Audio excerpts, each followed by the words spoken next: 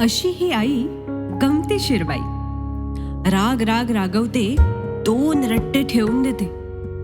तासाभरानं रव्याचा लाडू हातावर ठेवते.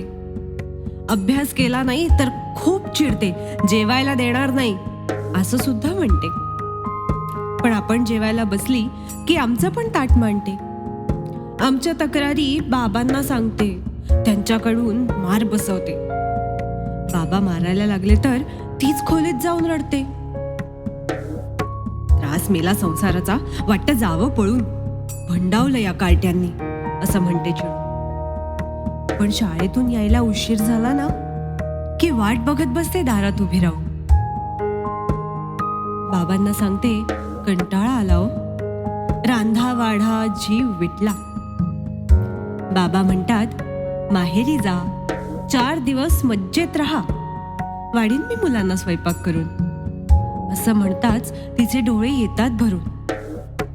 हे असं कसं काही समजतच नाही.